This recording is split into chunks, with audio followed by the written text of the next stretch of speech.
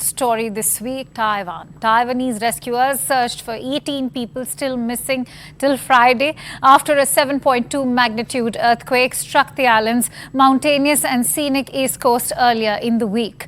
Dozens of aftershocks have rattled the disaster zone, but those cut off and unable to leave are gradually being taken to safety. Around 50 aftershocks rattled Hualien overnight, some felt in the capital Taipei as well. Wednesday's earthquake in Taiwan's sparsely populated eastern county of Hualien killed 10 people, leaving hundreds of people stranded in a national park as boulders barreled down mountains, cutting off roads. Rescuers have raced against time to help people out of a collapsed building in Taiwan's Hualien on Wednesday after a 7.2 magnitude earthquake that rocked the island. Taiwan's residents are no strangers to earthquakes, but Wednesday's 7.2 magnitude tremor was the island's strongest in 25 years. Despite its force, recent quakes have left officials well practiced when it comes to their responses. The earthquake hit around 8 a.m, just as school and work were beginning for the day in the rural eastern county of Hualien. Within 2 hours, officials said an emergency shelter was arranged, where more than 130 residents ended up spending the night.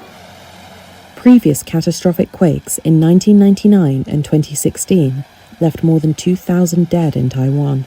That 1999 quake, commonly referred to as the 921 quake as it hit on September 21st, was a spur for the government to revise building codes and strengthen disaster management laws. September 21st is now a designated day for Taiwan-wide disaster drills. Since another earthquake in 2018, local authorities have strengthened coordination with government units and NGOs for disaster response and relief.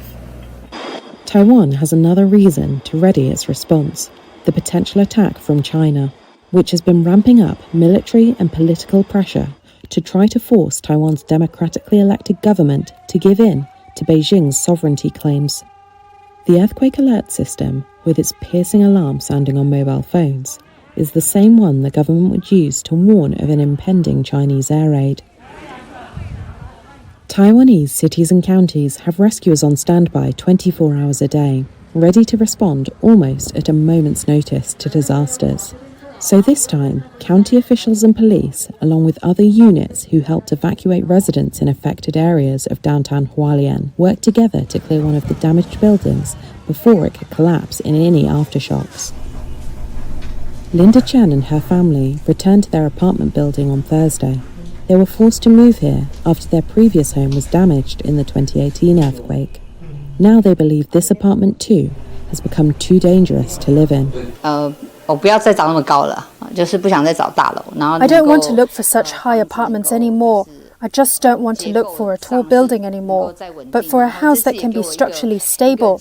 And then this time also gave me a reminder how to find apartment layouts that are not easily damaged in the event of an earthquake.